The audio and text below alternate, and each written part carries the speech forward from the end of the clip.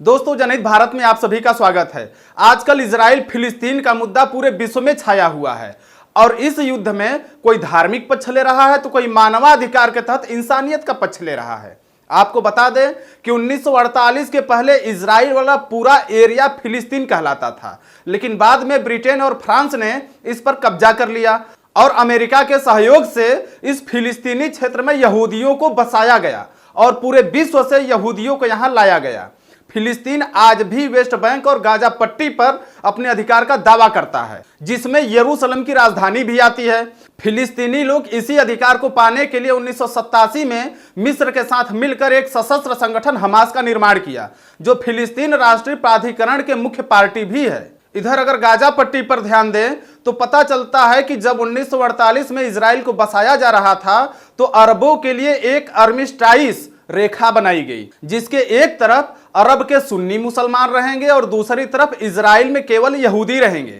और जब यह एरिया बांट दिया गया तो मुस्लिमों वाले क्षेत्र को गाजा पट्टी कहा गया और गाजा पट्टी पर 1967 तक मिस्र का अधिकार था, लेकिन इजराइल ने 1968 में अरब देशों को हराकर गाजा पट्टी पर भी अधिकार कर लिया और एक विशेष हिस्से पर नियंत्रण भी स्थापित कर लिया, जिसमें पुराना यरूशलेम शहर और यहूदी, ईसाई और इस्लाम धर्म के पवित्र स्थान भी शामिल थे, जैसे टेम्पल माउंट, अल-अक्सा मस्जिद और पवित्र कब्र वाला चर्च भी शामिल था। अल-अक्सा मस्जिद का तो मानना यहां तक है कि यहीं से मोहम्मद साहब जन्नत गए थे और अल्लाह से बात किए थे। 1980 तक आते आते इजराइल इस क्षेत्र को अपना बताने लगा। इस पवित्र धार्मिक स्थान को तो इजराइल आज तक नहीं छोड़ा, लेकिन गाजा पट्टी पर कंट्रोल न कर पाने के कारण फिलिस्तीनियों से एक समझौता किया, जिसके तहत 2005 में इजराइल गाजा पट्टी से अपने अधिकार को छोड़ दिया और यहूदी बस्तियों को भी धीरे धीरे हटाने लगा।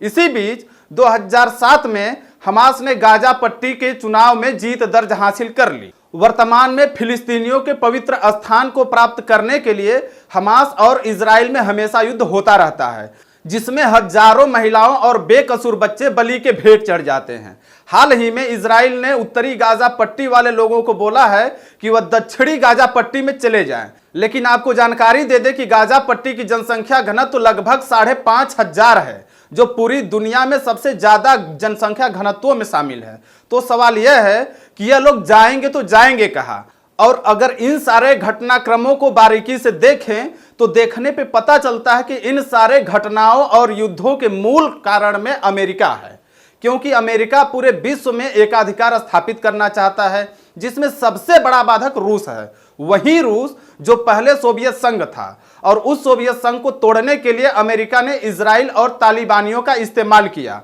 आपको यह भी बताते चलें कि अमेरिका पूरे विश्व में हथियारों का सबसे बड़ा सप्लायर है और अमेरिकी सरकार के रिपोर्ट के मुताबिक 2022 में अमेरिका ने 205 अरब डॉलर के हथियार और रक्षा उपकरण बेचे थे और यह आंकड़ा 2021 के तुलना में 50% ज्यादा था। आपको यह भी बता दें कि 2016 से 2020 के बीच बीते 5 सालों में अंतरराष्ट्रीय हथियारों की बिक्री स्थिर थी और अमेरिका का तकरीबन 50% हथियारों का निर्यात केवल मध्य पूर्व में होता है और इजराइल सहित सऊदी अरब जैसे देश अमेरिका के इन हथियारों को खरीदते हैं। आपको यह भी बता दें कि पूरे विश्व में एशिया और दक्षिणी चीन सागर से सटे ओशियान देश ऐसे क्षेत्र हैं जो पूरे दुनिया के 42% हथियारों की खरीदारी करते हैं। तो सवाल यह उठता है कि जो अमेरिका पूरे दुनिया में शांति स्थापना का दिखावा कर रहा है और इजराइल से लेकर ईरान, इराक, अफगानिस्तान, दक्षिण कोरिया में शांति स्थापना की बात कर रहा है,